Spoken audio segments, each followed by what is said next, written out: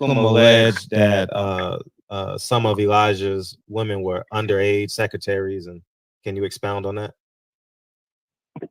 Yeah, well, I guess they were, because they were there. I seen them myself. It's all true. It's all true. Good evening, messenger.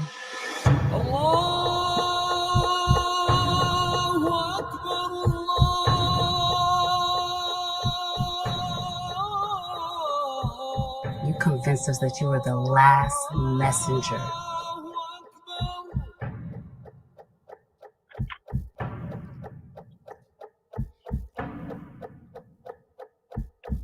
How many other bastard children do you have?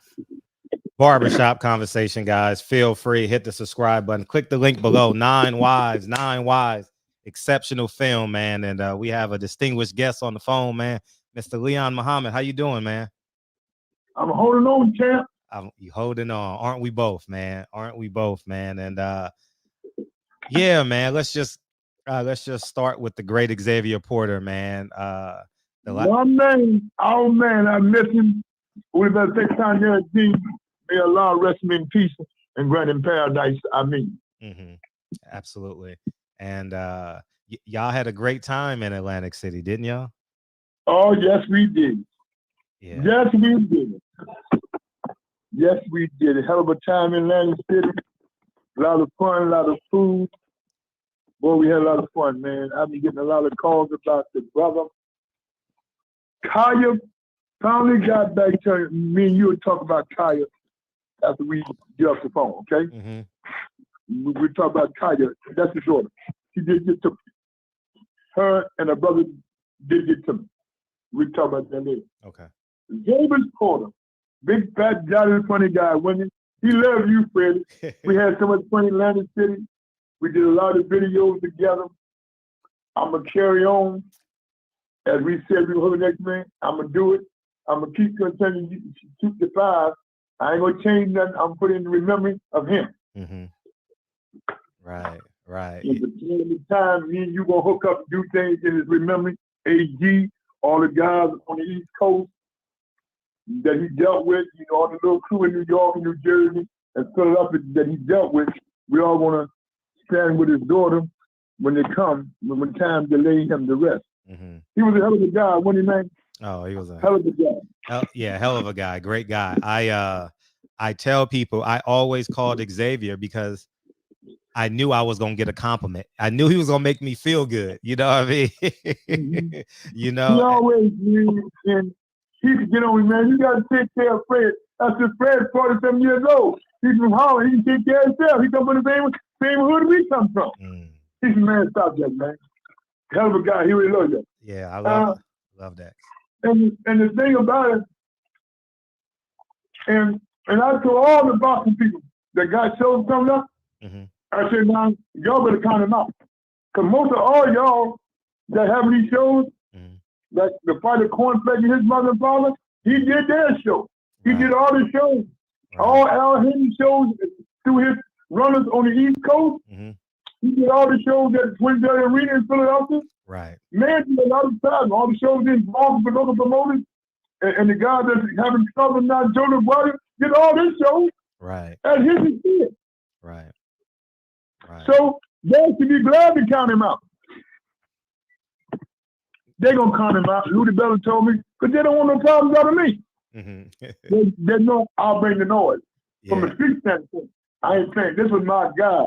Because he put us together. So you know this was my guy. Yeah, he did put us together. You're absolutely right. And we had fun in Atlantic City. Me and AG. Listen, man, you got to call the young boy. The young boy still messed up, man. I bet. AG, he was like AG's big brother, man. Yeah. And father. Yeah. The young kid had no direction. We got him on the path. I made Top Rank, made him one of their local guys. When Top Rank come in, they take care of him the whole week. Beautiful. He brought him Bob around, he brought him Bruce Tam or somebody around said he couldn't do an interview, but all the fighters, they give first take. Right. The guy, man, give the kid a chance. He's a good father. He got a 6-year-old, 7-year-old son. He's doing the right thing, man. Right. So Xavier took him under his wing. See what I'm saying? Right. So I took him under my wing and schooled him to the old stuff. See what I'm saying? Yes. So at first, when you called him, it was so funny. When you called him, shot time. Now, he didn't tell me till later. And I asked him why. He said, because I know you hate John Ali. Because you told me that. Mm-hmm. So I don't know how he know you went to see John Ali that you told him. Yeah, I told him. We talk all the time. People ask me, say, man, you got to forgive a rat. We don't know where we come from. You're a rat in your 20s and 30s. You still a rat to me at 94. What he told you was 94 or 92? Somewhere in there. He's old. But what I'm saying to you is that my father said to me the other day, when my father's still with me, I lost my mother last year, yeah, you already know, said, we got to forgive John Ali. And I noticed this morning that a brother called me, man. He said, man, he had just got the word about his baby, because, you know, he's a truck driver. He's a friend of ours. Always meet us at the hotel. Me and Xavier giving tickets. You don't care where he said that. He'd be in the balcony. A man said, God, he's going to be at the fight. He got the word, man. He called me this morning, man. Xavier touched a lot of people, man. On 55, man. He touched a lot of people. A lot of women been hitting me up. A lot of guys, a lot of old and young be hitting me up, man. The brother going for real. I said, yeah, man. They said, I just saw y'all in Atlantic City. Everybody you saw this video, bro. We was having a ball down there. Yeah, you complaining about a $60 burger or something like that. Yeah. Fred, he got a burger for $60. I said, it's lucky you wouldn't have got that burger if it wasn't on Sean Gibbons. Sean Gibbons gave me a couple of dollars and he said, take your whole crew to eat, man. I'm glad he's old timer and young buck is walking with you, man. Because Sean didn't like how I was walking, but he know my legs is bad. He said, where you walk at, man? Sean said, I bought you a brand new walker. Him and his son got on me when they was in New York. They bought me a brand new walker. He said, man, when you stopped me the prescription, the doctor ordered you a walker. I bought you the walker, so why you ain't got it with you? So Sean said, listen, go sit down somewhere. He got me a chair, sit down against the wall. And I didn't know he was filming that. I didn't know you heard that Brad. Yeah. About that $60 hamburger. Man, I've been going back down memory lane since X Pass. You know what I mean? Yeah, man. Listen, man. X was a hell of a guy. Yeah. I said, man, the hamburger for $60? That's crazy. But we had a ball, man. I mean, I'm going to miss him, Fred. Yeah, we both. I know you miss him, man. Yeah. Listen, I ain't cried this much in my life, man. I ain't cried this much in my son's passed, man. But this guy, man, he touched a lot of people, man. And I mean, you got to see the video we did walking down the street, me and him. Everybody's hollering, X, I see you got the legend with you. So, man, it's a hell of a time, man. We had a lot of fun at the garden, man. Me and him. Every time we go in the garden, everybody's showing respect. All the security showing respect. I see you got your man with you there. He said, that's my God, man. I mean, you got to see the videos we did with Telefimo, man. Telefimo's crazy father. He just was a fun guy, man. Yeah. I mean, he always did right by me, man. Man, he called me up. You got enough medicine, man? I said, yeah, I'm all right, man. Don't worry about it. I'm good, man. He said, Tam, that ain't what I asked you, man. We go to the hotel. We always would use at this hotel we go to, right? You know, across in the garden. We were always, the brother, our connection, I told you, even some town, but always let us use one of Don King's suites or one of Am's old suites, right? So we do live Zoom from there and whatever. But it was so much fun dealing with him, man, for 4 years, man. And what breaks my heart, we just left Atlantic City, man. And then he was on the bus to go see the king. That was crazy. And then the bus didn't make it to king. Right. You know, we don't know what's going to happen in life, Fred. Absolutely.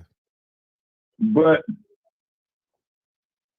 what the brother told me, and I'll tell you this offline because it's between the brother and his daughter and the brother. That's family stuff. That's something I can tell you, but not nobody else. But the brother and the first cousin told me. But what I'm saying, he was just a fun guy, man. He did it all over, man. I remember he used to call me from Boston, Philadelphia, Virginia, Maryland. I said, where you at, man? He said, I'm down here coming. Eddie Hearn got a show where? In the casino down there in Maryland. Because I forgot I went down there one time. He was there when Devin got that knockout. Yeah, Devin got a great knockout that night. and then he interviewed me the next Saturday. Me and Sam walking into the garden with Bill Haney. Sam come to me. He said, old time. I said, yeah, Brother Watson. He said, you'll take my word for it because you know boxing. He said, this fat, body-porty Mexican is going to knock this Brit out. Bill Haney started laughing at Sam. Sam, what, you going crazy, something? You ready to go to the mental institution? and when he knocked him out, X looked at Bill. Hey, Bill, Sam told you. Oh, he got lucky. He said he got lucky because the man down there, because X had got word before I did that he was training down there with golf balls in Miami. Everybody would call X, man. He was a funny guy, man. All the girls in Boston loved him. He was a funny guy, man. Alvina Austin loved him. I haven't talked to her, but I did talk to Greg Corn this morning. Okay. Greg Corn called me. Greg Corn called me. Sports writer out of Detroit called me. Lennon Lindell. He just got the word. He saw it. Then he saw something else you posted this morning without me. You know what I'm talking about. You know what you posted this morning last night? About so you? He called me on that. About you or me?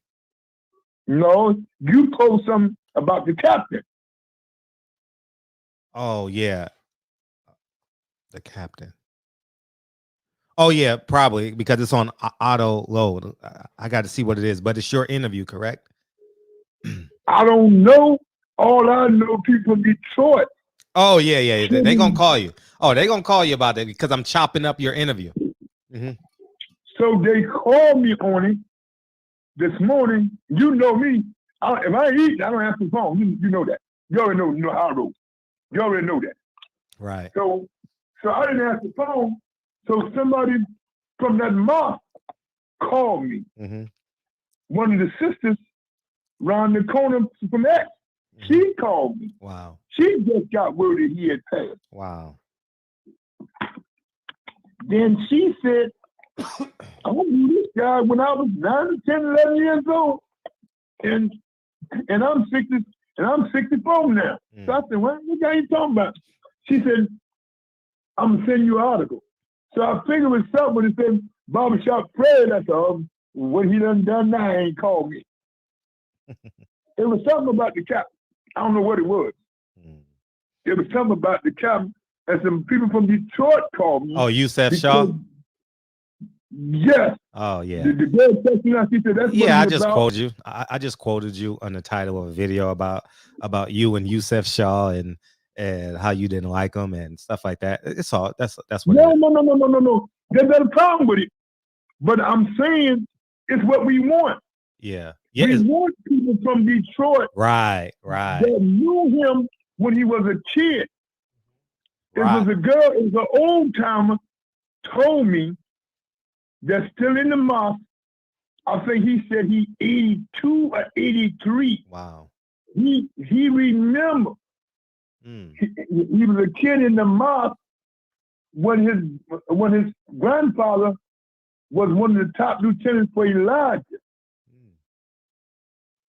And his grandfather been gone about 20 years now. He was 86 when he left. Wow. And he was a friend of Yusef Shaw. They all used to drink together on Russell and Clyde. That's Temple number 1. That's Temple number 1. Right. Now, Yusef Shaw. Now, Yusuf, you want to go? Are we finished with the Davis for right now? We could put a bow on that. I just want to say, rest in peace, Xavier Porter. He was a great friend of both Mr. Leon Muhammad and myself, and we will miss him dearly. And we are going to make sure that his legacy lives on. And just to start the process and get the ball rolling, the film that I'm shooting, February 20th. The lead actor's name is Xavier Jones. I just gave him his name, Xavier. So, yo, that's a blessing. And we want to say, Kaya, if you listen, I'm gonna be up there probably tomorrow up to the house. Me and brother Xavier's main man out of California, we got you. We're gonna make sure you're all right. You'll make sure you have the flowers that your father needs to lay to rest. We got you. And then a lot of other people out of Philadelphia, we got you, darling. Signing off. Peace. Rest in peace, big brother. We love you. Absolutely. Me and Barbershop pray to see you on the other side. On the other side. Amen. Amen. Amen. Now an abrupt, uncomfortable transition to Yusuf Shaw. Yeah. Now, Yusuf Shaw, what a damn fool. Now, let me explain to you. These old timers know more about him than I would, other than the nation side. These guys are from Detroit. Some of them is his distant cousins and family members. He still have family in Detroit. I found this out from his granddaughter, who lives about 10 blocks from me. Some kind of way, she was in my building. So she never seen me. She heard of my name. She seen me by pictures, but never in person. So somebody come to see me. I was coming out of there, and somebody said, I come to see Leon Muhammad to the security. And they said, oh, never mind, you have to ring the bell. There you go right there. So the young lady said to me, she said, I need to speak to you, Brother Muhammad, when you finish talking to that sister right there. I know that sister that came to see you, but she's on the party. I said, Sister Sandra, who is that? She said, you don't know who that is? I said, no. She said, that's Yusuf Shaw. Granddad, I said, Yusuf Shaw, the captain? That fucking bum? She said, yeah. She said, don't call my grandfather bum. I said, he is what he is. So that's how I knew that he has a lot of people that love him and a lot of people that hate him. The girl with him said, your grandfather was just like Elijah. So, you know, we're getting a lot of buzz from those interviews.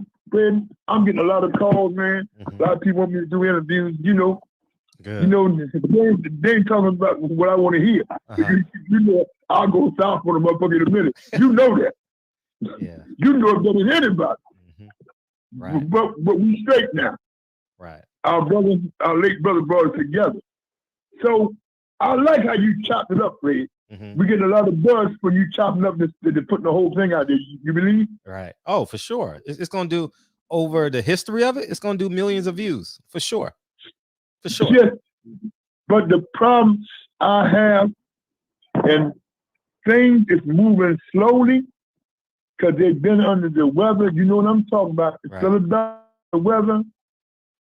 Had the COVID, but they're all right, holding on as damn near 80 years old. You know what I'm talking about. We ain't got to listen no name. You know what I'm talking about? Absolutely. Take what I'm saying, Fred. I'm listening. I got you.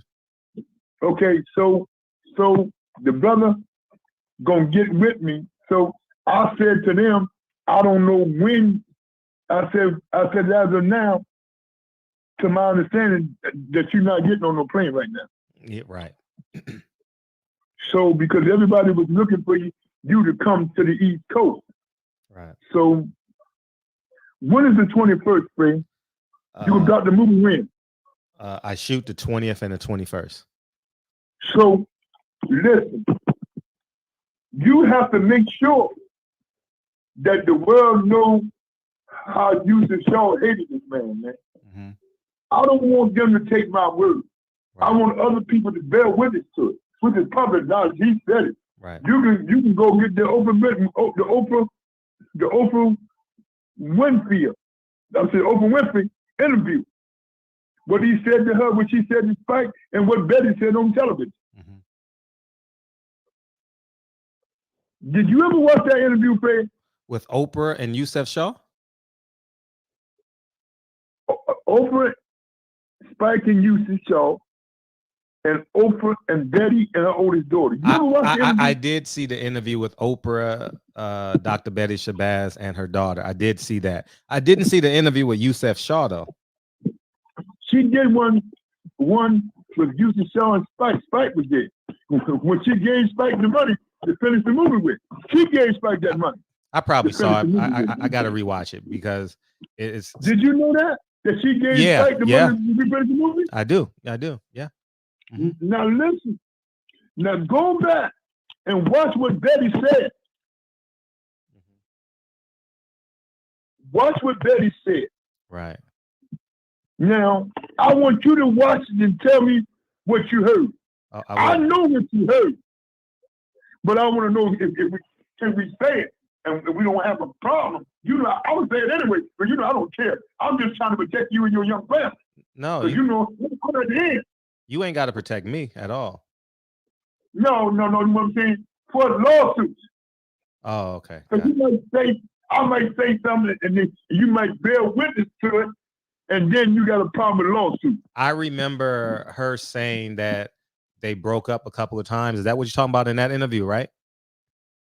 But her, who broke up? Her and Malcolm X broke up a few times. That ain't what I'm talking about. Okay, I don't know. I got to go back and watch the interview, but go ahead and quote her, or paraphrase her. From what I understand, you know, I'm old and can't hear at that time in '93. My hair started going, so I ain't too bright no way. I've been in a mental hospital in Atlanta City, New Jersey. So y'all forgive me if I'm wrong. Betty said the same way they signed it, the same way they got it. They can get it. Listen what I'm saying. Listen closely. Mm-hmm. Who got it 8 years later? Yusef Shaw. No. 73. Oh, James Shabazz. Right. Public knowledge. The same identical way, right? Yeah, James Shabazz was murdered in 1973. Yeah. The same way, with the same weapon, right? With the same what? With the same kind of weapon. Mm. I want you to read it from the white folks, so nobody won't think me and you putting out lies. Put it up and read it from the white folks. But we ain't putting the white folks in New Jersey printing. Yeah. I'll have to do that on the edit. I can't do it now. It may take time. No, I'm just saying. Yeah, gotcha. The same way that the alleged he said it, that's the same way he got it. Right. What the scripture says, you shall reap what you sow. Right. That ain't got that scripture. I said this. You went out a drunk. You was found as a drunk in the trash can, and you died cooking pork for Don and drinking Don King liquor when he wasn't around. The same way you come in, the same way you went out. Bruh, what I'm telling you, Mike Tyson bear witness to it, Tim Witherspoon, Carl King, all the fighters that was there bear witness how his conscience ate him up. He became a drunk. Became a drunk. And a lot of people say he went back to court. I'm glad you chopped up. A lot of people know, as a Muslim, I love him, but as my brother, you cross a model. This man is a model. The only reason why you got that Billy in your name up there is because Imam Wafdi Muhammad respected you as a loyalty to his father. But when you ask a lot of brothers, and even his own children didn't like how he used to treat Sister Sylvia. A lot of the time, Johnny and them wanted to come up from Philadelphia when they were still on the police force. They wanted, every time he went to Philly, he would treated real nice. But back in Mount Vernon, he acts crazy. Listen, Don King, there was this, I give you money to pay your house off. You spend it on some young hookers and get drunk. This is what Don King up there with us. When he went out in 1993, after all them years with Don King, and he never paid the house off. He man walked and did Muhammad paid it off. That's how he became the mass jailer. So, bruh, it's been a rough road, and we get a lot of buzz, Fred. You get a lot of buzz. Any question you want to ask me, brother? Yeah. As it pertains to the review of it, my mother actually had a question for you. My mother wanted to. My mother actually have a question for you. My mother wanted to know, because you mentioned the NWO, the New World Order, and Betty Shabazz, and we couldn't expound on it because I had my show. What did you mean by that?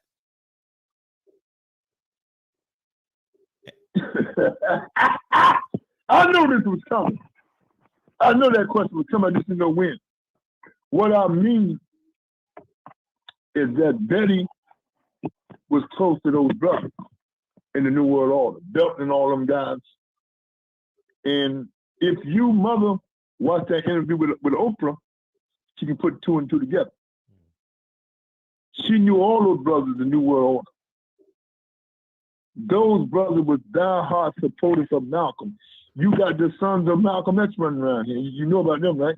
You never heard of them? The group down in D.C., the son of Malcolm X? No, I haven't. All over the country, the young boys? No. The son of Malcolm X and all that crazy madness.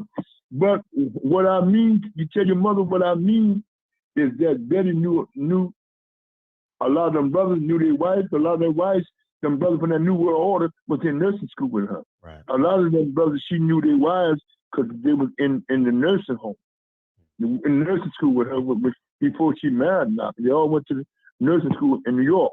Right. So that's how she came in contact with a lot of them brothers. And it was the New World Order that gave the order. Gotcha. But a lot of people think they gave the order for her. But I don't think that she had an influence in that. But I think the New World Order, a lot of them guys came out of the nation, and Belton them started the New World Order. If you read the public knowledge, a lot of heads was found after that situation in Newark. A lot of heads were found cut off behind that. But a lot of brothers today, older brothers that I know, still believe that she gave that order because it happened the same way. Got it. So that's what I can expand live for your mother, as far as I can expand. Gotcha. Once I see the court documents, then I can go more live. That's because it's already court knowledge. Right. I try to do something that's already out there. They can go to the archive, the court, and get it. Right. But the court just don't know what I know. Right, because you were on the ground. But when I say something, I want the court and the newspaper already at least halfway back me up. Gotcha. Next question. And then they also wanted to know your relationship with William Bradley. Did he wait? Yeah. Did he? Boy, one thing about you, Fred, you use Audubon to get that out before you use. No, look, you should see my notes. When you watch this video, you're gonna see my notes. I have all these notes from people that have questions, and I write them down because I know I'm gonna speak to you again. So I just write them down as they come, and I'll be there to ask you. Who wants to know about William Bradley? Well, you gonna feed me anyway today. You my man. You always take care of me. So what they want to know about William Bradley that me and you ain't already talked about? They wanted to know in that video of him walking by with the trench coat on, or pea coat as they call it today. Did he brag to you about getting away with the murder of Malcolm X, even though he was seen in that video? Well, let me say this, and I want to say this And I want people to know I'm a soldier. I've never been a rat like John Ali. I'm a soldier. But what I will say, that movie is a part of his death. A lot of people, they don't care about what you say. But Abdullah Rahman, but they want to know, did he say anything to me about, in all the years we've been around the gym and different fight events, they want to know, did he ever brag to me whether that was him or not? Yes. Let me say this to you. And as you already know, we don't, 12 didn't get in 25 business, and 25 didn't get in 12 business. How many times I got to keep telling them that? I told him before we expand on it, I'm not going to keep going back to February 21st, 1965, because it's not benefit me. I ain't eating from it. So you know how I can get. Why do you want to keep going back to February 21st, 1965? These are, but the beautiful thing about it is that people are asking you questions in response to your interviews. So I think that this is actually good for you. Like this is actually, yeah. You should explain to that I don't answer questions that should benefit me. It doesn't. Let me say this. Yes. If you see Fred any more questions, make sure that's going to benefit me. Because I don't go back 6 years. I'm too old to be going back. My mind ain't too bright. So I hope you get the picture. Now, for you, if your mother wants this question, sister, I don't. No. I'm going to say this. And I'm going to say this in quote, quote. If my mind serves me right, I'm old now. I've been in the nursing home a couple times, in the institute. If my mind serves me right, never bragged about it. But what he always say, if I did something February 21st, 1965, if I did something, then may God forgive me. If I didn't do nothing, then there's nothing for God to forgive me. That's all I'm gonna say about that. I hope that answers their question. Yeah. People do stuff. People that come in that era, they don't brag about getting away with that. They don't do that. Okay. It's different. The Muslims, they would brag about it. But the guys from that era, that wore them peach coats and them French hats and them Barcelona shoes and Barcelona hats, we didn't do that, bruh. The people, they got to understand, there was different kind of Muslims under Elijah than it is these guys today. Right. That's following the Sunnah. Right.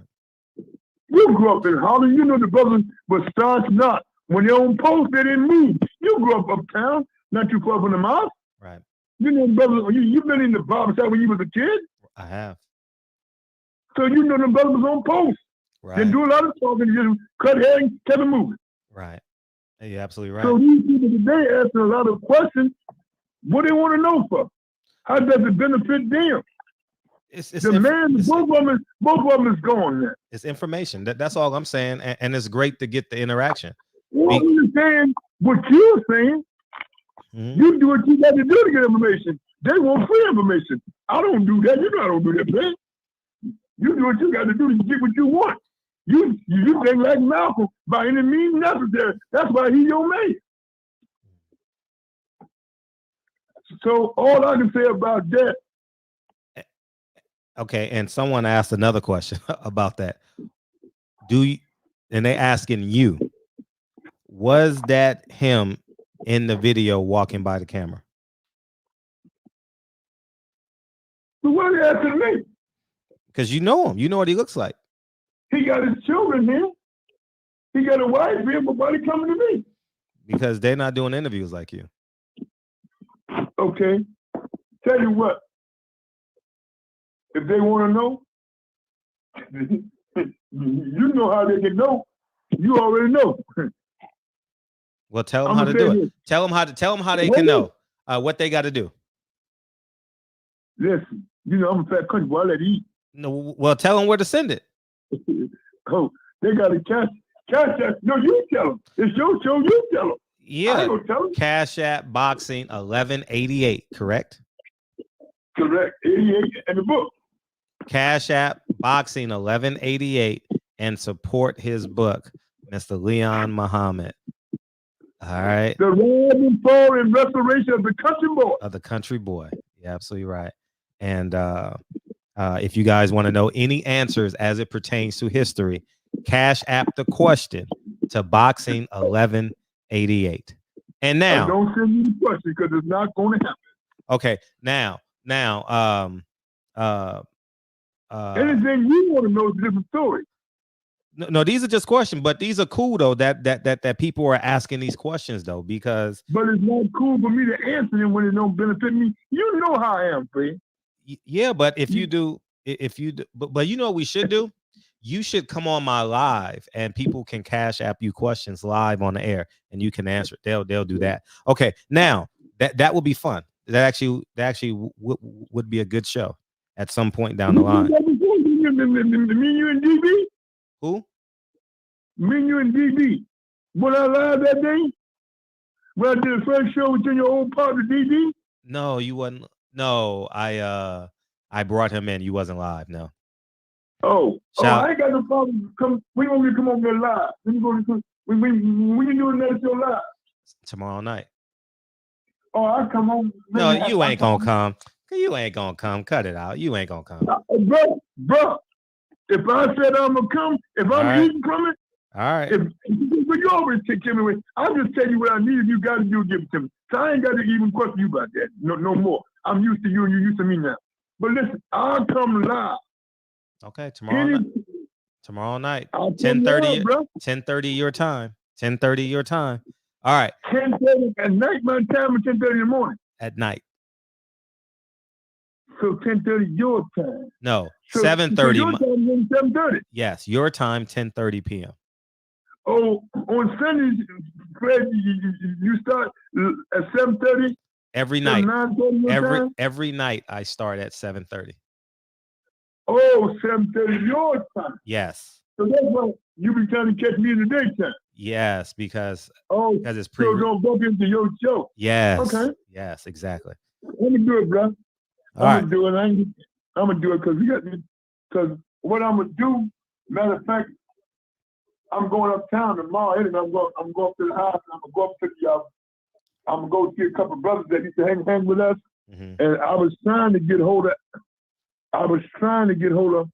Alvina, but anyway, we get that after you go up there. Okay, perfect. Okay, now let's switch tone because you called me while I was running about an hour ago, and about an hour and a half ago, excuse me, and you talked about Al Haymon, and what's your thoughts on Al Haymon? And please be as illicit as you like. You call Bob Arum the rat. Who is Al Haymon? I didn't call Bob Arum the rat. I called Bob Arum Snake. I apologize. Thank you for correcting me. See, Al Haymon, he's a jerk off, man. See, let me tell you something. He's only successful because he got Sam. All the fighters, Sam get along with everybody, man. Sam's a people person. He's a street nigga, man. Sam come out the muck. He get along with everybody. He does. You see how he always on the camera? People come. First, Sam look out for people, man. Sam don't care about no tickets, no contention. You don't care about none of that shit, man. Sam is a guy. I think that Al Haymon, everybody said he's good for boxing.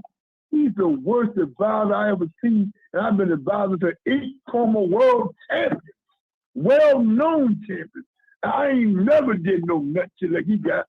Ain't no fighter. And I'm getting word now that if Tank don't go to jail, Tank gonna take him into court. So a lot of them niggas down there that got him Tank here, them sons of Malcolm and them renegades down there in Baltimore, they want to step to him in Cleveland. Somebody, the boss the big boss had to send word down there to his nephew with them in Baltimore, telling them to stand down. Bro, you just don't know, bro. You just don't know, Fred. He just don't know. Between his big homie and Sam, that's the only thing that saves him, bro. Go back and you see some articles where they wrote some stories about him. Whatever his personal life do, that's between him and God. But a lot of the things going on out there in Hollywood that I'm hearing a lot of things out there on that West Coast. He ain't too cool, right? The only reason, because of Mama said there, bruh, a lot of people want to come after him. A lot of fighters ain't satisfied. My homie ain't satisfied. Now I can speak, I heard that my homie ain't satisfied with it. Two of my homies, Antonio DeBoss and the former champion Junior Williams, they ain't satisfied. Them kids out west Philly want to roll. Now I can speak on them because they're my young boys. They want to roll right now. They want to roll. And Antoine Douglas, you said? Huh? You said Antoine Douglas? No. Antonio DeBoss. I was just with him in Atlantic City. The only reason why his crew didn't move, he's a street fighter. He's a street nigga. It's because of Sam. A lot of guys want to roll, but Sam keeping the peace, man. Sam keeping the peace and getting money because Sam knows about over. It's coming to a head, bro. All y'all think that he's good for boxing? What the fuck he do for boxing but make money and go buy 10 cents back? That's what the word out the street. I don't know. But I'm just saying what the word in the street. I don't know. And them white boys on corporate America, they want their money back. Right. The only thing stopping that is the big homie, the big DK. He's making them stand down. And you know, my crew want to roll bad, but because of Sam, man. Let me tell you something. And y'all believe me or not, when it comes to this street shit coming out of Philadelphia, I got a lot to say. Everybody know my brother-in-laws, and everybody know who I am in Philadelphia, what I was to Minister Jeb. I got a lot of respect from them kids in that town. And if I tell them to roll, they're going to roll. But all because of Sam Watson. That's why he's still fucking breathing, in my humble opinion. I just took my instant. I might be a little woozy. I just took my psych. I might be a little woozy. You know what I'm saying, what I'm saying. So what I'm saying, bro, when you try not to be visible, now tell me if this makes sense or not. See, I ain't got a college degree like she did, but I got a lot of speech sense. Now tell me if that makes sense to you. You won't go to no fight, none of your own shows to collect your money, but you go sit in the church pew every Sunday morning. Do that make any sense, man? Makes no sense. Nick, bro, you ain't no mob guy. What you hiding for? We know why you're hiding because the rumors. You don't want nobody to see you. But the motherfucker see you in Cleveland. You go to Cleveland because your big homie got his arms around you. The DK got his arms around you. The DK know what he's doing. See what I'm saying? It don't make sense. You won't go to no show. God bless his mother, wonderful lady. Bobby Haymon was my guy. His brother was my guy. Adrien trained his brother, Adrien. Carl Team worked with his brother, but I think was co-manager of his brother. So ain't nobody got no hate for this guy. They saying I'm Al Haymon. Al Haymon's a fucking idiot, man. You don't go to none of your shows. You good for boxing. Floyd, listen, Floyd was already a made fighter. Floyd was a made fighter. Floyd had plenty of money when you came on board. Listen, I'm saying, and I'm not taking Am word for this thing. I'm calling you saying I'm so fucked up over this guy because I used to call that crew the Hollywood charade. You know how I used to call him. Mm-hmm. But what I'm saying to you about him, I want y'all to know I ain't Al Haymon here. Al Haymon get this room full. It ain't benefit my children. Ain't benefit brother friends. Ain't benefit my great partner's daughter, my late partner's daughter. Ain't benefit nobody we know but Al Haymon. Listen, there gotta be a reason why you don't want to be seen at your own show, man. Come on, man. Who does that? DK 90. When he just had his show in Cleveland, Warren, Ohio, he 90. Been out there, them two DK or everything. But DK still out there at 90 years old. Him and the snake. Am I right or wrong? Right. Right. Negro, you talking about how big you is. You ain't that big, man. People put this man on the pedestal. He got 200 fighters. Oh, he paying him this and paying him that. How we know he paying him? We ain't never seen the check. I ain't never seen in his check. You might have seen him, Fred. Sam ever showed you in them guys' check? And his fighters, Any fighter ever showed you their check? Fighters have shown me their checks, and they are not as good as they used to be. Oh, okay. Now, y'all didn't do it for Leon Muhammad. Y'all got it from Brother Brian. Yeah. He know more than fighters than I personally than I do. Yeah. I just know his fighters that he had from Philadelphia. Right. Now, let me tell you something. Right. Julian Williams' check wasn't what we thought it should have been. That's what I'm going to say. Now, I can speak on Julian Williams because he's a Muslim. He's my brother. And I'm obligated by the 114th Surah and the 32 ayat to protect my Muslim brother. I'm obligated by the Quran and the Prophet, may peace be upon him. So, Julian Williams, I can speak on. The Julian and I are real close. Birdman and I are real cool. Birdman and all us real cool. So, we all come out the streets. But what I will say, man, the guys, the money going somewhere, he getting the money, then where the money is going. Everybody saying he good for boxing. The man's a thief, man. How you think if he don't get the money, he ain't doing no live interviews, he ain't doing the music business no more, so he got to be getting this money from somewhere. You negotiate these deals, but who get the money? The money that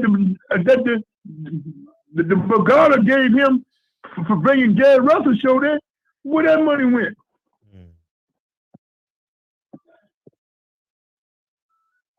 See, trust me, the man trusts nobody. He trusted Sam and Sylvia, but believe me, he got somebody watching him.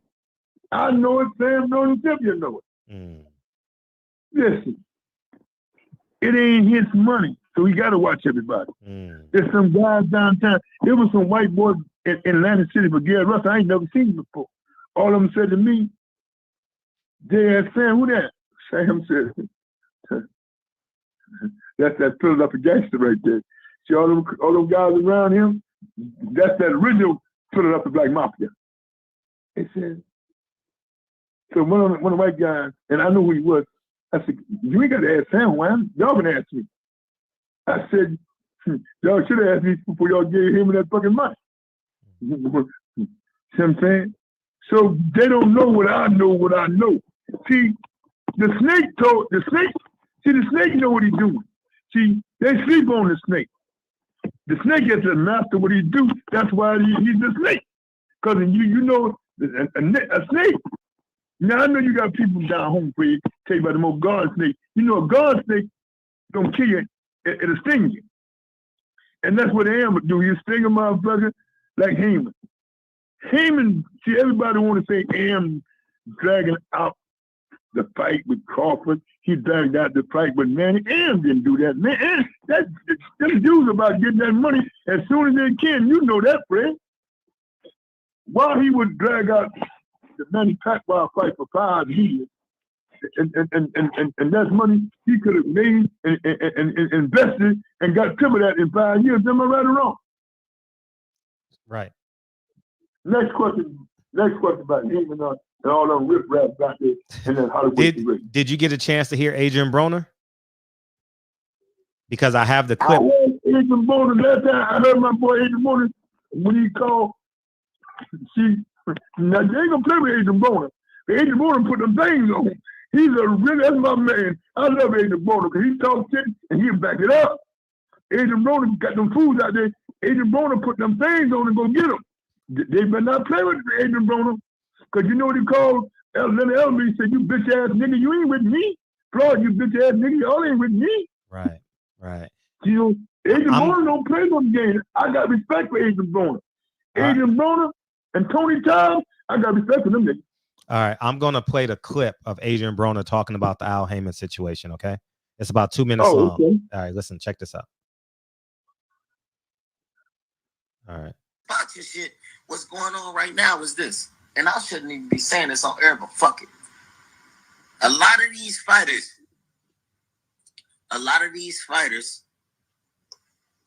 they getting paid less money. They giving these fighters less money to take all of these tough fights, bro. When I come on TV, they know they gotta pay me. They know they gotta pay, so I take a lot of a budget up. But a lot of these fighters, man, that's why a lot of these fights is going on pay-per-view. You see a lot of these fights going on pay-per-view because they guaranteeing somebody $1 million, and then they hoping that they pay-per-view buys do all the numbers. When right now ain't nobody buying that shit. That's why fighters is losing, and that's why they losing a lot of fighters to the zone. No. I can't even really say too much because I'm gonna be getting calls from Al Haymon and all of them in a minute. But I know what I'm talking about. I'm a businessman, and they know that. And when it come to me fighting, they gotta come correct. They got to. I don't get the correlation. So a lot of people are losing, getting paid. I don't understand. Like, I'm slow. So what? What I'm saying is this. They'll get a good fighter. He good, but he never made this type of money before. Got it. They'll give him $1 million. Got it. And then hope his pay-per-view buys do a big number. Got it. Let's do like what, 8 million? Whatever, big numbers. But it don't happen. So they lose money. And they getting paid less. When I can go somewhere get a guaranteed 5 to 10 million. So if they're giving $1 million and they lose money, the next fight they get paid less? Hell no. They're supposed to, but a lot of these guys be getting dick like that. They trying to do my brother like that right now. I ain't gonna say I know, but they trying to do him like that right now. His last fight he got $1 million, and this fight he trying to give him 700. Like, man, stop it. First of all, he supposed to get a bonus of 700, and he supposed to get a 1.2 from the guy he about to fight. But I ain't. You talking about the guy? There you go. That's Adrien Broner talking about Al Haymon and his business model. He's right. I would tell you why Adrien's right, because it happened to Julian Williams. When he fought for the title and won the title and lost the title, he didn't, from what my understanding and what my people in Philadelphia, Brother Rob Murdy, who was an executive, who had a couple of guys who fought Klitschko, and his father was with partner with Bernard, had Bernard when Bernard first come home. His brother Fareed. So he's right. He's telling the truth. He's telling the truth. I just wanted somebody else to say before I said he's dead right, bro. I got calls from a lot of people at pay-per-view that they don't understand it.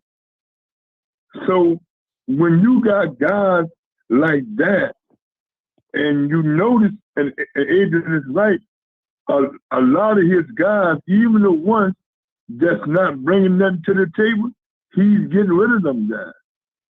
And that's why I don't want to say that he paid Sean Gavin his favor, but Sean Gavin had that favor coming, but he won, but his kid won on his own.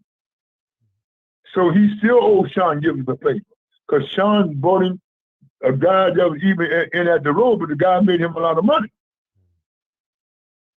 So that's why a lot of guys is packing it in. And Adrien's dead right, man. I hate to say that he's dead right. Adrien's my guy. He speaks his mind. Because they're not going to play with him. Because he's a different kind of fighter, man. Them other fighters are glad to associate with Al Haymon. But Adrien Broner don't give it everybody. Adrien Broner is that common. He that Tony Tubbs, them renegade Mitch Green motherfuckers. He don't play them games. You have to kill Adrien Broner if you take something from him. That's where he is, man. Coming out of C-Town, that's the way he is, man. Him, Tony Tubbs, Mitch Green, they don't play about that money. Ask Don King, when Mitch tried to stab him, December 11th, 1986, in Madison Square Garden, in front of 10 police. They don't play with that money. He's dead right. So you said the problem, you had said almost 2 months ago, that the end was near.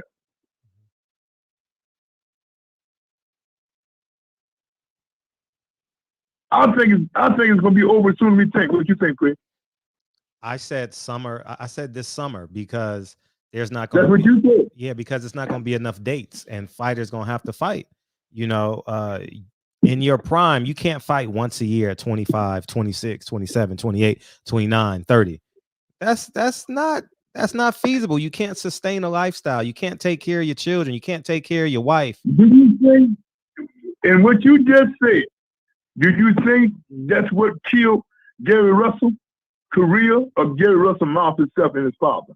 Yeah, Gary Russell had a lot going on in his private life, but the fact that Al Haymon protected Leo Latino Santa Cruz, Abner Latino Santa Cruz, Call UK Frampton away from Gary Russell speaks volumes. That's 3 fighters that Gary Russell never touched. No matter how you say he ducked, you keep 3 fighters away from 1 fighter?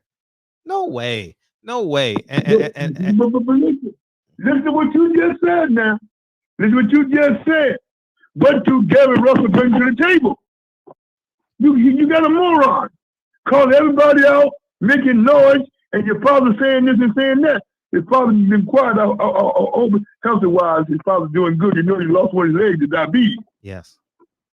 So I wish Gary Russell well, but a lot of them fights, Gary Russell fucked himself with his mouth. You can't go at the powers to be, bro, and expect them to pay you too. See, you can't, even though you got a lot of guys around you, it's about that life, but you ain't Adrien Broner. Adrien Broner is about that life. Take stuff for him, you're gonna have to kill it. Because him and his crew out of C-Town, Beantown, they're gonna come get that money. Right. Because I had a fighter there, Tim Austin was the same way, man. Tim went that down about that money. He said, man, I know you're a gangster and all the mob guys, but I'm a younger gangster with all the gangs. Y'all can't get all us. Tim Austin, he's 10 for 10 years. Tim Austin paid them games about that money. And he's right. I just wanted one of his guys to say it before I said it. His guy said it. And he's dead right. A lot of people complain, man. And I got 2 fighters from Philadelphia. And Tony, the boys, another street nigga want to go at him. Because of Sam, they won't go at him, man. He's a fighter? Sam got a lot of respect for these fighters from these gangs and from these hoods. Sam got a lot of respect from these guys, man. Right. How do you spell Antonio's last name? Tobias. Mm-hmm. I think he's about 12 and 2, 12 and 1 or something. Tobias out of Philadelphia. Dubois, some shit. Mm-hmm. Okay. And he's an Al Haymon fighter? He wasn't Al Haymon fighter. He left a couple years ago. Okay, gotcha. He left before Julian Williams. Gotcha. I don't know if they still got Julian or not. Yeah. Julian didn't come down last week. Well, Julian just lost his last fight in Vegas on somebody's undercard. I forget, but he lost to a journeyman. Yes. But you know, this morning I got a call about that. They want to bring Julian back on some club shows in Philly, and they want him, and they want me to get him some good opponents. Because they called me this morning, somebody out of Philly called me, and they was going to put him on some upcoming cards. That girl. Mr. Muhammad. All right, I'm gonna have to hang up and call him right back. Let me call Mr. Muhammad right back.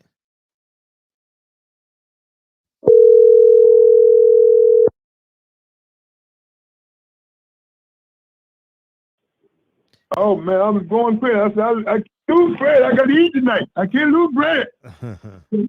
So what you were saying, so Fred, that's why I got a call this morning. I think it's DUBOIS. Oh, Du Bois. Yes. Okay. I saw him in National City. He's looking for a new promoter, and Sam asked me to help me. He said, that's my OG.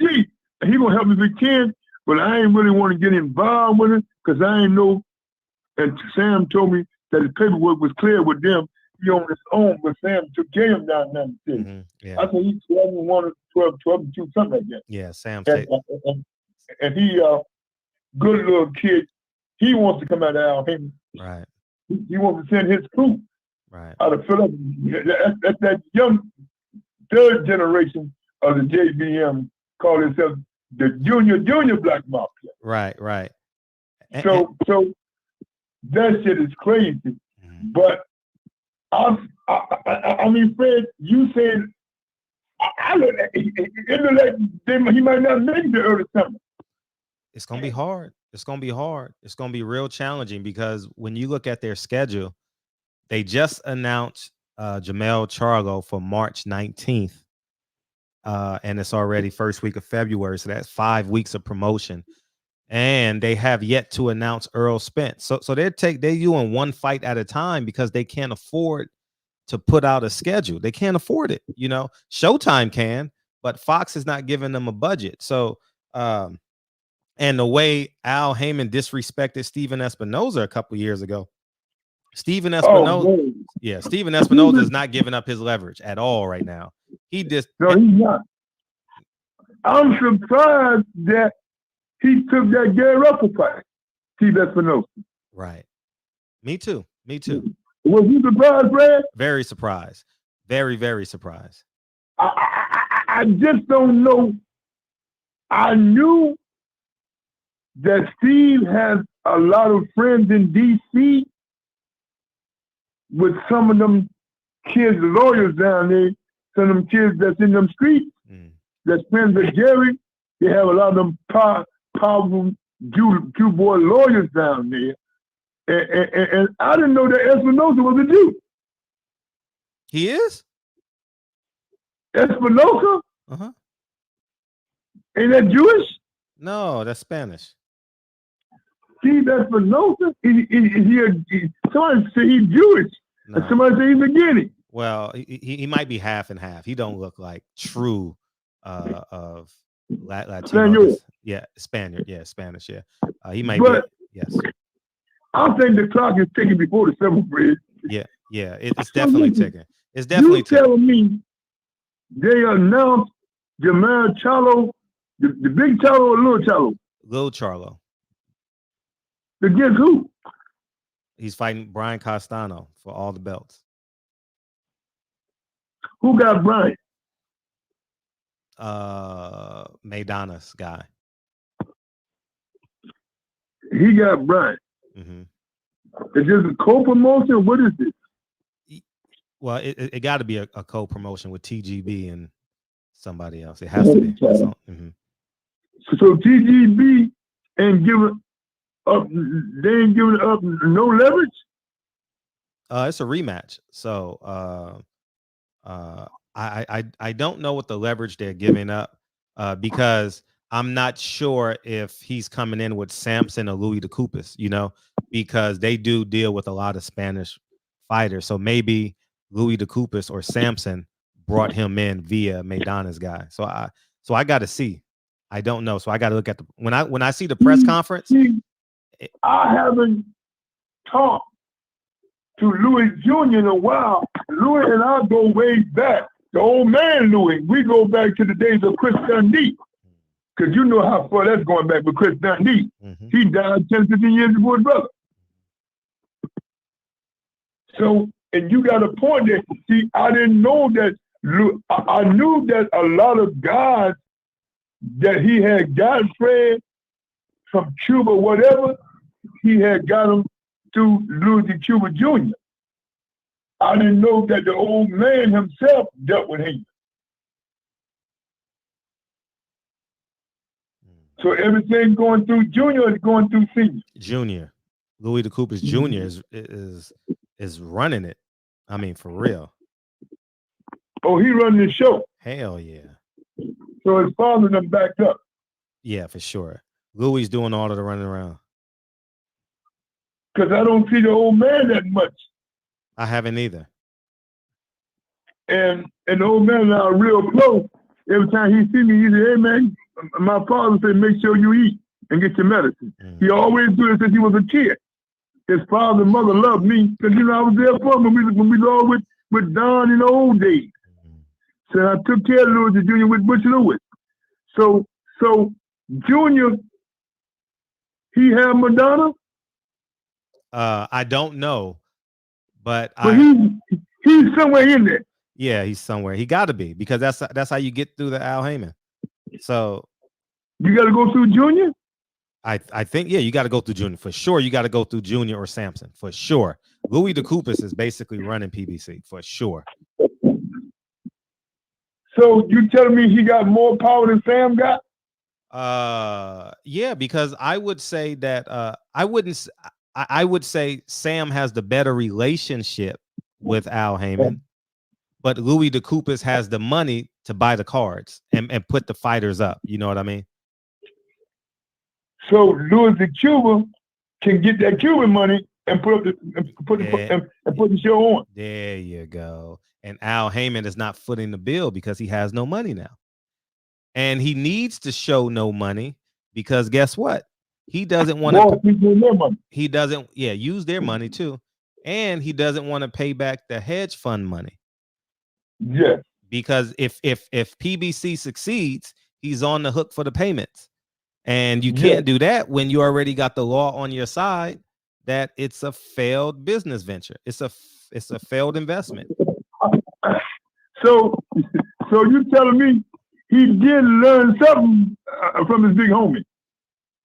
Yeah, his big homie. Yeah, he learned something. But he's nowhere. He could never, if he went back and born again, he could never be smart as his big homie. Now he done after this. Al Haymon is done after this. He's going to go back and music. What are you gonna do? Yeah, he'll do something. He don't need to do anything. He's probably worth. He don't need to do a damn thing. But here's the catch, though, Mr. Muhammad. No matter what happens with his business ventures, he still has paperwork on the fighters because it's separate from PBC. What? PBC, yeah. PBC is a content creating platform. The contract is not a PBC contract. So PBC fails. So let's say PBC fails.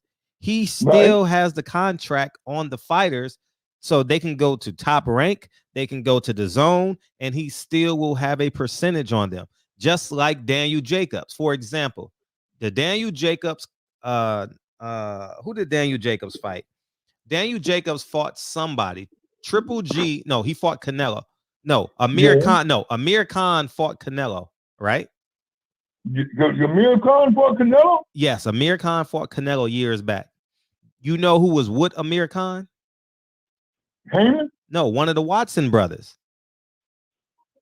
So if what? One of Sam's son? Yes. So that means no matter where the fighter goes, somebody got him. Al got him. Yes. Once they signed that 360 deal with Al Haymon, he got him no matter where they go. Daniel Jacobs, he still has to pay Al Haymon. Is what I've been told. Yeah, he said he's still an Al Haymon fighter in an interview. I asked him. Did I ask him? Yeah, I'm the only one that's yeah. No one else would ask that question. Yeah, I definitely asked him that question. I got to find it. You know I would. Yeah. You know I would. Yeah. Because y'all give a fuck about it. Mm-hmm. You know, because I got the street level that they don't have. But when Danny Jacobs fought Canelo and Triple G, yeah, he got a piece of that. Yes. Andre told me that. Andre Rosario, who trained Danny for that. Facts. Because you're not lying, Sam, because Andre told me that at the press conference in New York. Andre Rozier. Yeah, that's my man. Yeah. That's my guy. Yeah, Andre Rozier. Yeah. He told me that, so I know you tell the truth. He told me that. He said, listen. He said, I told you this. He said, I told Danny to talk to you. Danny, my guy. Yeah. I said, Danny. And he came to me, I said, don't pay the motherfucker nothing. Sign with me. I'm your new advisor. And tell me, I got the money. Come get it out of Philadelphia. Yeah, so here's what. Danny's such a nice guy. He went on and paid the motherfucker. I said, you ain't got to pay this mother, man. Let him come get it. Let him take you to court. Yeah. I said, he don't want that press. He don't want that bad press, bro. I say, it's a way to not to pay a motherfucker. If I see me, I ain't gonna pay him, but I ain't gonna pay him. I cut him right out the angle of the phone. So you know how I play. But Danny's such a nice guy. you know, he feel blessed, he beat cancer. And they said Al Haymon was there with him, for him when he was going through that cancer a couple times. So, you know, I guess out of loyalty, elect all the money that bum out of Tuscaloosa, old Shelly Finker, I guess that's why he never fired Shelly, because his loyalty. Because Shelly was there for his daughter. Right. So I didn't know nothing about that. Did you tell somebody I know about it? Yeah. I heard about it, but you bear with you. Yeah, I saw the Watsons at the Amir Khan fight. So that's, yes. So Sam, explain to me, Brother Jeff Craig, what the hell is a 360 contract?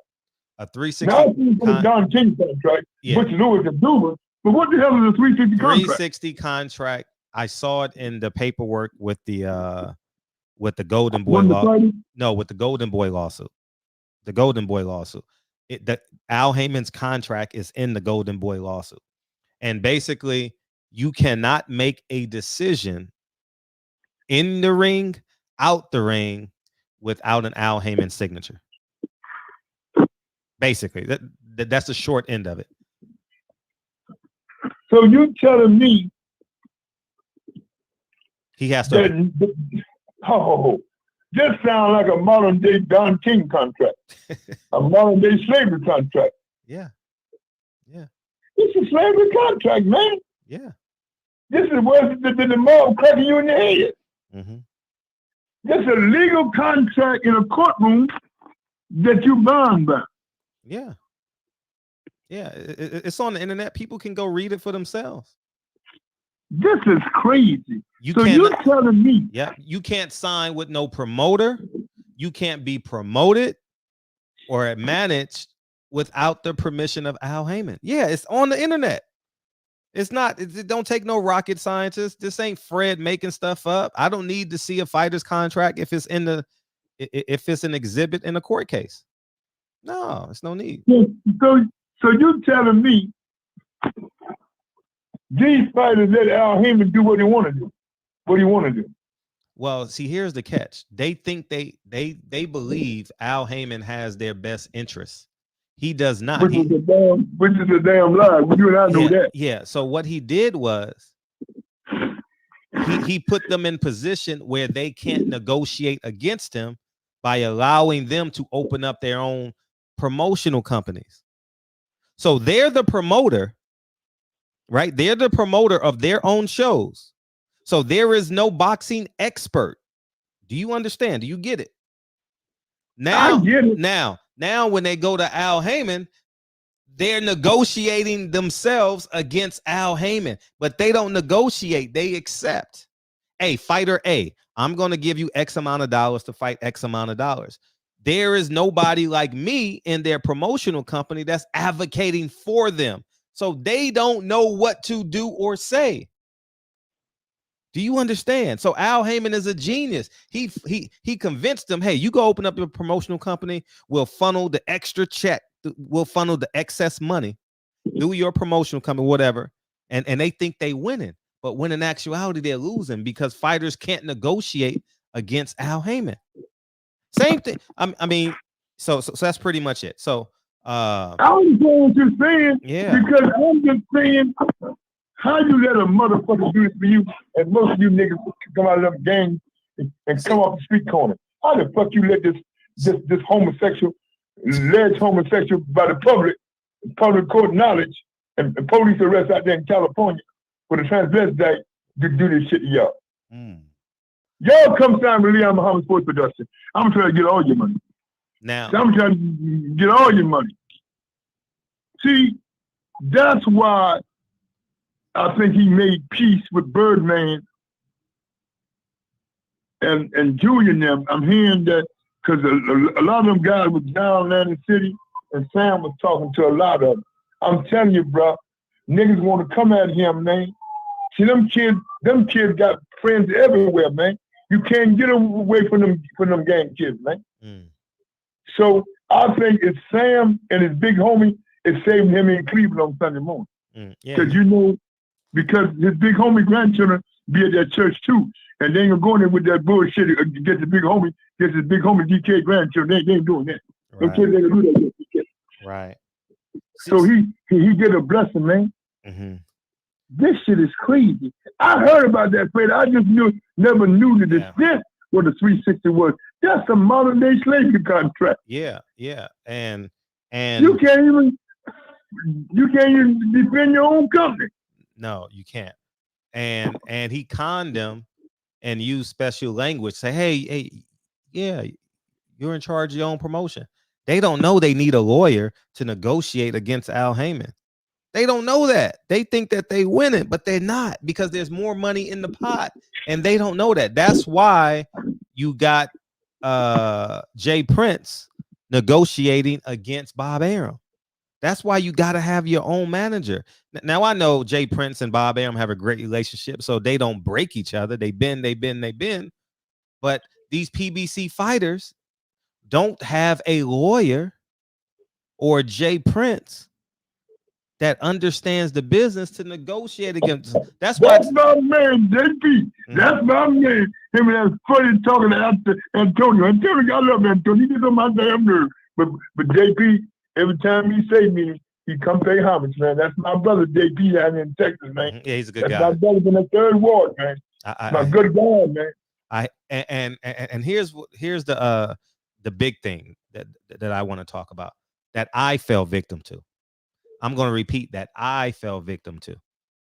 He leveraged our unwavering support of blackness in this sport against us.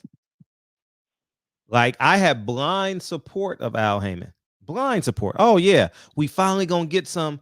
We finally gonna get some black representation, and they're gonna take care of the fighters, and they won't go broke, and they won't do this, and they're gonna get paid. And 3 years later, 4 years later, we wake up and realize he's the only one winning. These fighters are doing are having. If you heard all my interviews with Jason and Xavier, I always been against him. Yeah, you have. You have. Always. Right. Been against him. Because I said, listen, God bless him to be a genius in that music world, but a lot of things he didn't do in the music world that he could have done in the music world. Right. And see, most of all his fighters are knuckleheads, turning over cars, beating up women, and getting car wrecks, hitting and running. Right. So his fighters ain't no different than other fighters, the nut fighters that Don King had, and Butch Lewis, and Luke Duva. See what I'm saying? He is a modern day slavery. The mob didn't get no contract, they crack in your head. If you didn't do what was right. So he put it on paper. So really, he's winning and being protected by the courts. Right. But they don't have the leadership to even conceive the idea to protect themselves. They don't. So they got all these hang-oners, and most of them dummies. I'm not calling them dummies. They have blind faith in Al Haymon, like I used to have. But see, Fred, I know you know from day one, since you heard my voice, I've always talked about Yeah, you have. And I disagree with you. I'll never you. waver. Yeah, I said if I never send my crew to see him, I'll send my crew. Only good thing I said about Al Haymon, I said, if you come with Murad Muhammad, I will stand with you. You heard me say that when I was with that boy Jason. He's in California. No. He live in California, Chicago. See, but he can't allow anybody that has an understanding of the boxing game to infiltrate any of these fighters, because if they infiltrate any of these fighters, it will expose one, his contracts, two, his business practices, and his monopoly over the fighters. So Floyd and Tank is at odds with them right now. Ain't you from what I understand? Yes, they are. And the reason why I believe, or allegedly, that they is I mean, look at Floyd's moves right now. He's shucking and jiving. He's fighting on the helipad. He's advertising everything, NFTs, crypto, jewelry. He's doing all these advertising because his money, according to my sources, allegedly, are reinvested back into PBC. And Floyd is livid that they're selling the house on Canelo, that they're giving Canelo $50 million to fight, which is allegedly some of Floyd, a percentage of Floyd Mayweather's money. So Floyd is upset. They're giving Canelo $50 million to fight who? Don King brother? No, I don't know who he's gonna fight next. But they tell me him and Don King got a deal. Yeah, they got Don King. They got so many. I don't know. He has to announce it soon because they got to start the promotional tour. But wouldn't it be best to deal with the old man? Well, we'll see. I don't know. In your opinion, if you had a piece of the fight, a piece of Canelo, and Al Haymon got Canelo? No, Al Haymon does not have Canelo. Canelo got himself. Canelo has himself, yes. So who can they fight to generate that kind of money? To give Canelo what he wants? Jamal Charlo. Jamal Charlo don't sell. Well, Canelo has to sell it to the Mexicans. Yeah, so I don't know. They did over 700. Canelo got some good lawyers around here. Mm-hmm. See, that's what I mean. See, Canelo goes in with a legal team, a promotional team, a management team to negotiate against Al Haymon. No Al Haymon fighter has the infrastructure to negotiate against Al Haymon. That's what I've been preaching and teaching for during the entire COVID. Oh, you said this before. I understand what you're saying. Fuck it. I ain't getting nailed down, so I don't give a fuck. We never pay him. Yeah. So, but I'm for the fighter because I was a fighter. Yeah, right. But if you got not sensitive, you've heard me say that about my own fighters. When Don told us don't bring no lawyer, what I said about Tim and them, don't go. Chronciles, don't go. Mm-hmm. You heard me say that before. You got to go in there with somebody to represent you. You do. Now, unless you go in there with a bunch of thugs, you know they're going to listen because they want their head cracked. Right. But why would you sign something you can't represent yourself? So they think that money is going to be there if they need something. And they think Al Haymon has their best interest. All these fighters have been duped into Al Haymon's plan, not their plan. And with independent media like me and you speaking out, they're awake now, but now they're stuck. They tied in. They can't speak out. They can't do nothing. If they don't want to, so the problem, if me and you woke them up, the problem is to straighten us up. They got to go to the street. Right.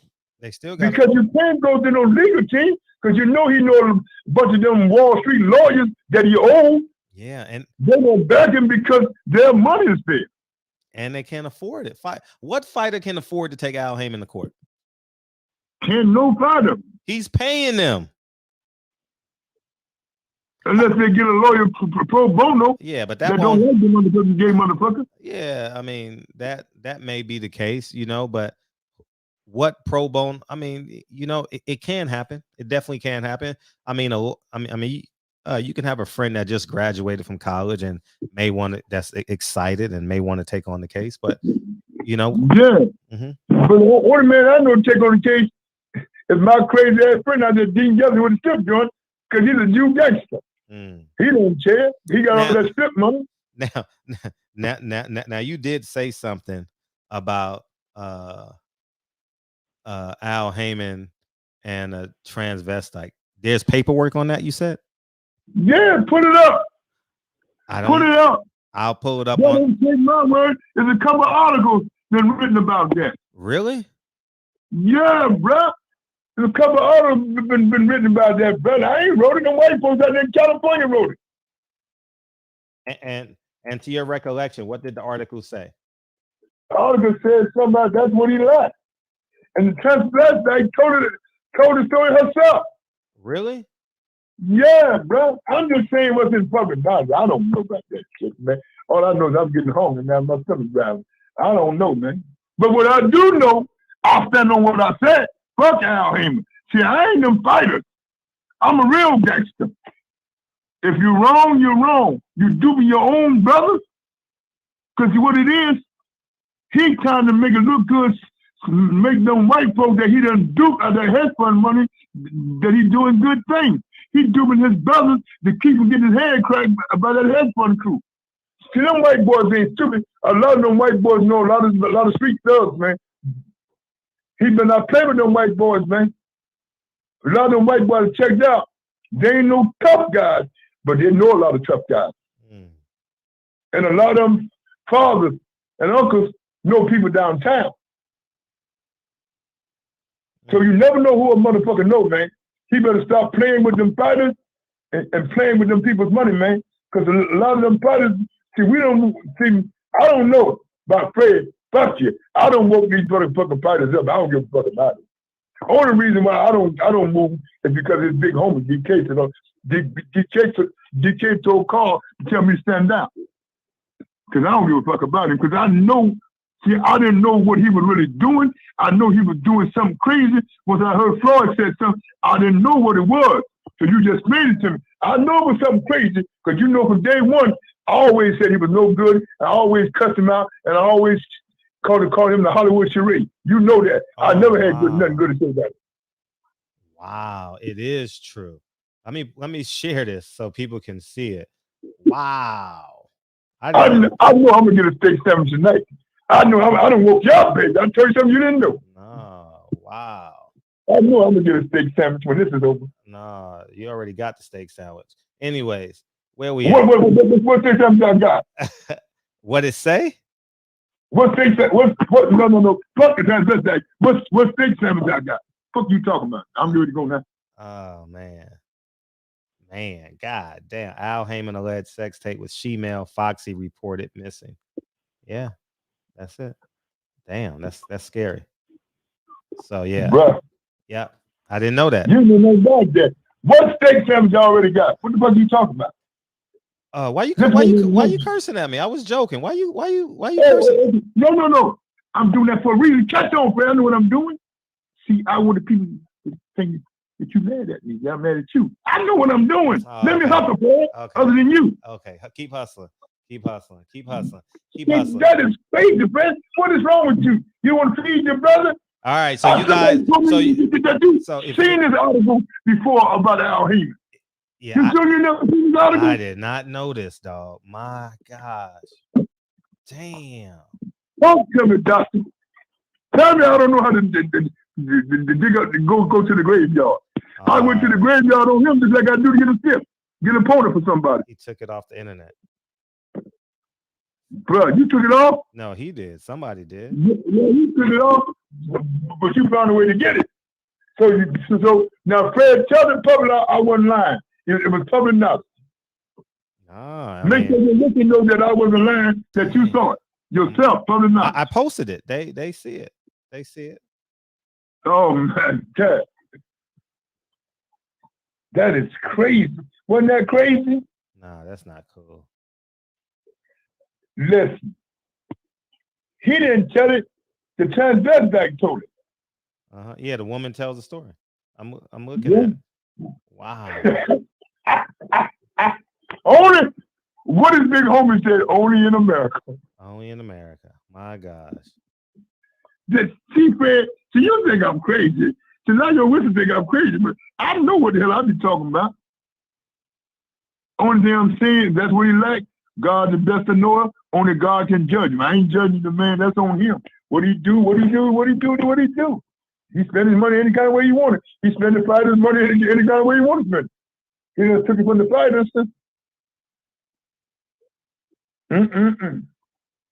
Only in America. Only in America. Fred, you posted already? No, not yet. I'm still on. Are we still recording? And yeah, I'm saying, are you gonna post that? Yeah, I'm gonna post it right now as soon as we hang up. Listen, bro.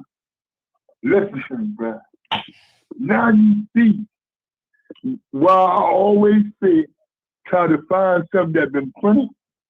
So the people can't say I'm lying to you with that, and all they got to do is go look at what the white man print or what one of them white folks put up. We ain't put it up; they put it up. Right. And the person told the story themselves. I don't know whether it's true or not. It could be a lie. It could have been paid. Who knows? But it's up there. But she tells the story.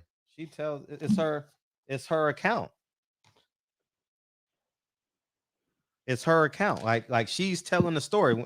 People gonna Google it because they just saw it. It's.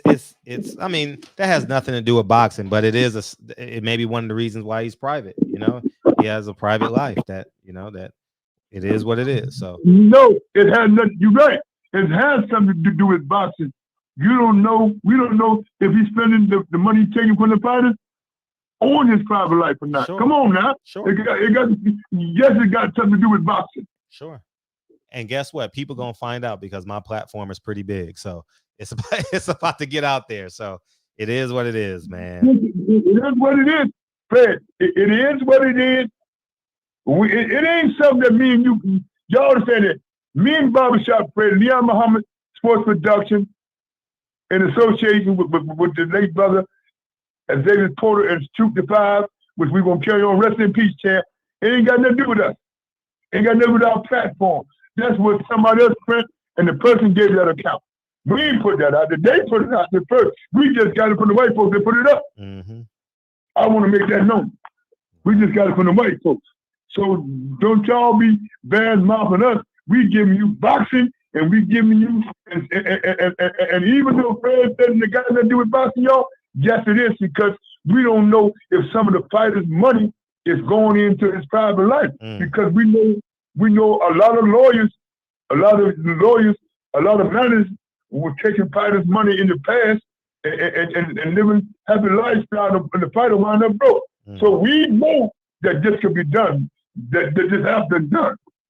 We're not saying he's doing it with the fighter's money, but Fred, you and I know managers have done that.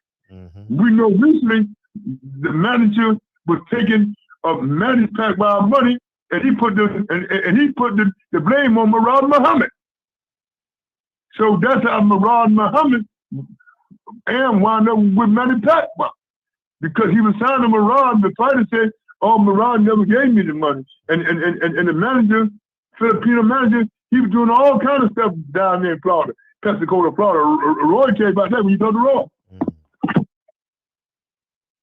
So we can't say it has nothing to do with boxing, because we know managers do all kind of crazy shit. Advisors, I never did no crazy shit like that, because all my fighters come from the corner. I'd have had a problem.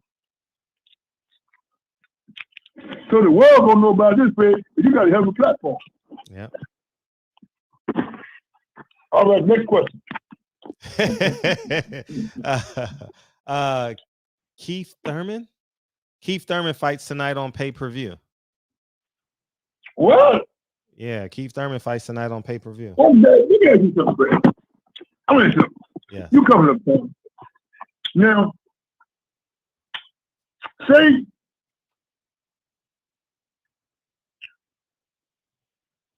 your uncle trained my nephew. Your uncle passed on. Is my nephew loyalty should be to your son, to your uncle's son?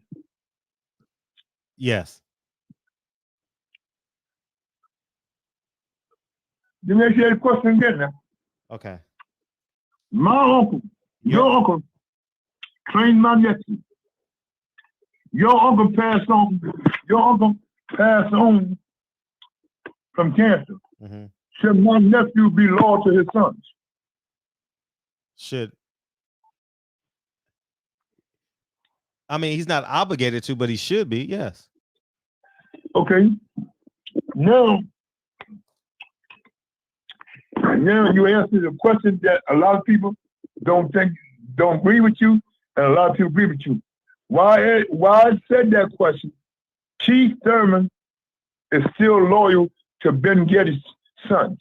The white boy that started him, took him in, and from South Carolina, them are his sons that's working with Keith Thurman. And I asked you, because Ben been gone. Ben was a good guy. I did a lot of business with Ben Geddes. I had a fight with him, Kevin Seabrook, former champ of the world, down in South North Carolina, former champ of the world.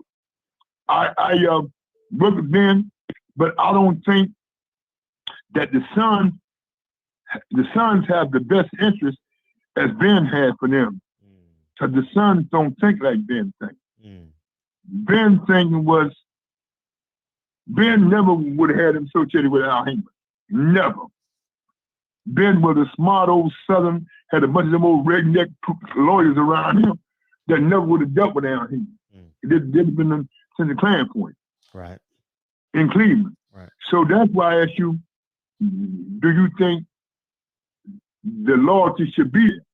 I'm not saying he shouldn't look out for Ben's son. Ben's son never been with him, all of them grew up together. But I don't think that Keith Thurman is getting the money he should get or have got the money that we think he's got. What you think about that situation? No, he's definitely not. That's why it's on pay-per-view, because they got to sell to pay. Remember, Keith Thurman fought Danny Garcia free on CBS. You know, so there's something there. The lack of money, which we spoke of earlier in this video, is not there. So you're telling me he didn't get no money when he fought Danny Garcia?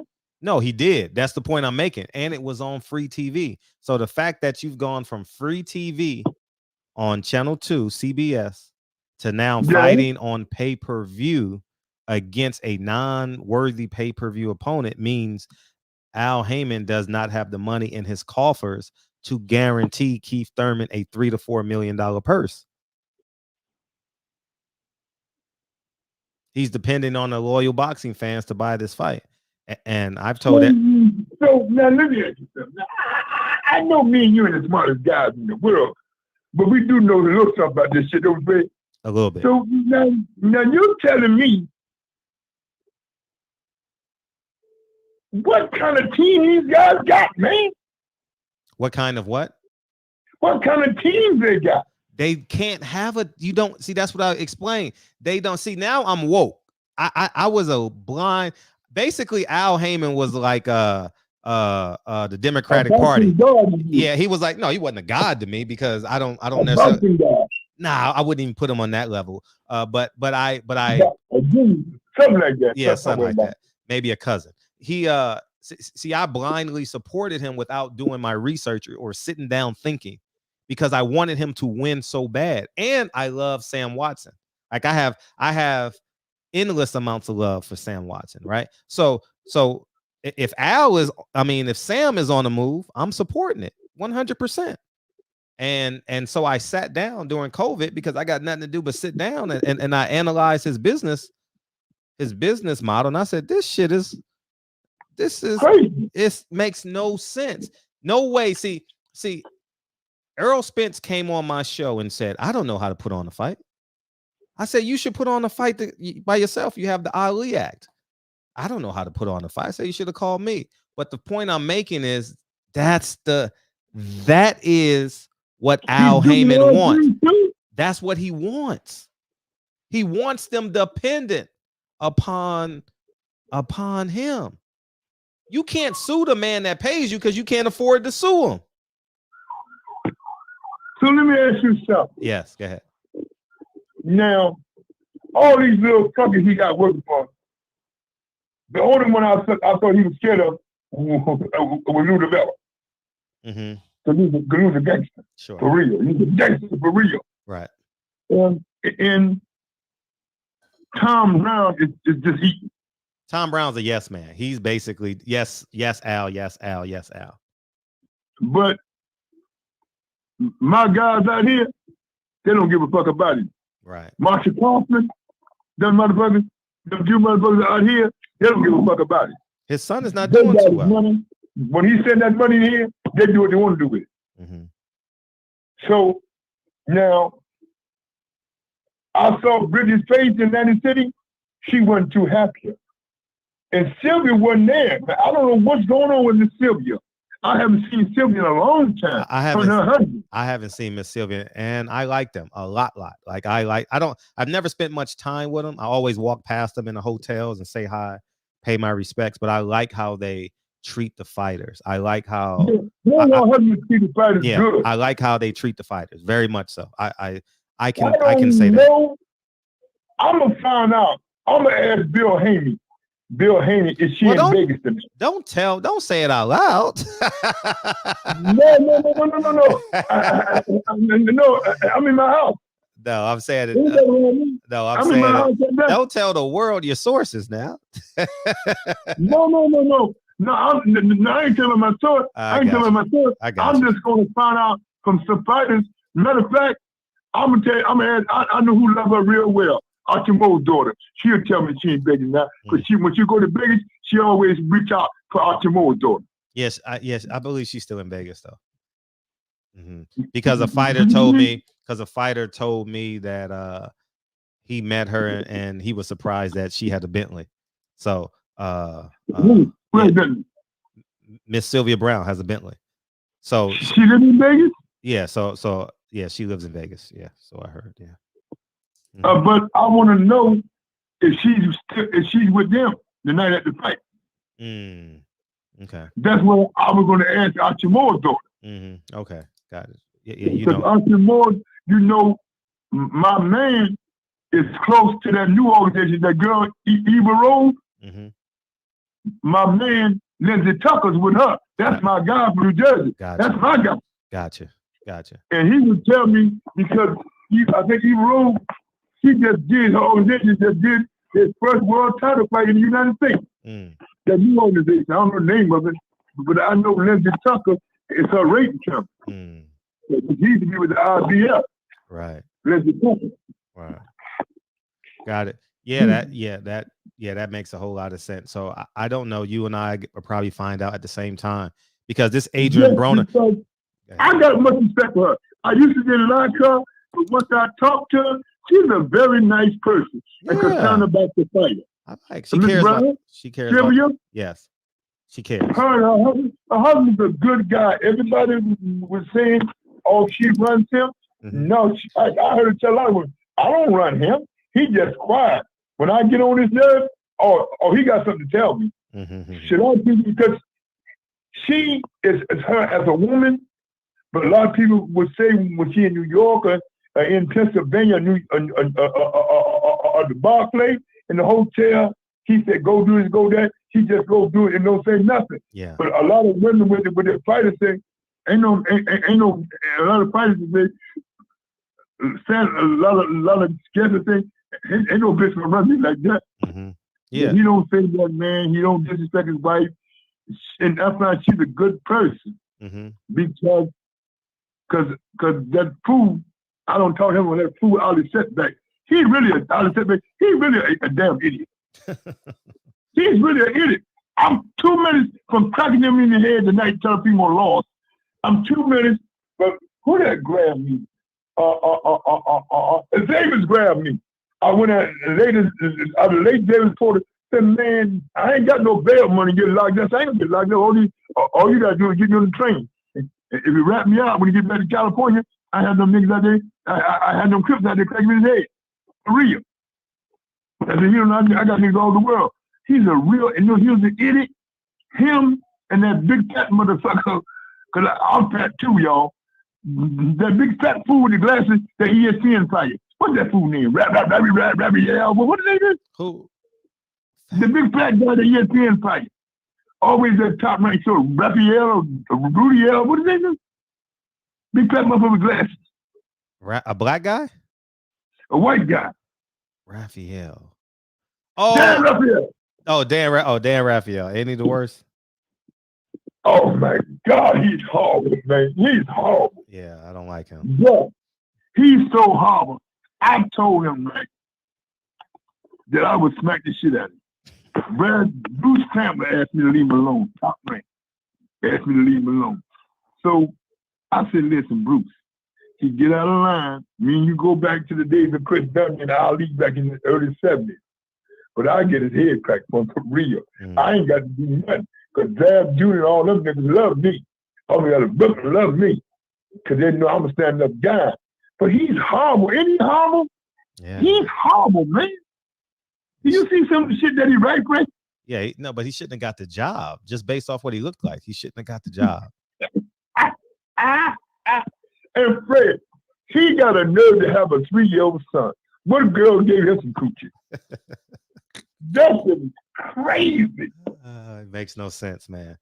It makes no sense in boxing. No. See, Fred, these motherfuckers know, we done seen some, our fans, our listeners, we done seen a lot of characters characters in this business. Yeah, right. Woo! And you know, just to put a button on this because we're approaching 2 hours, and I'm glad, baby. Is that here's how you summarize Al Haymon.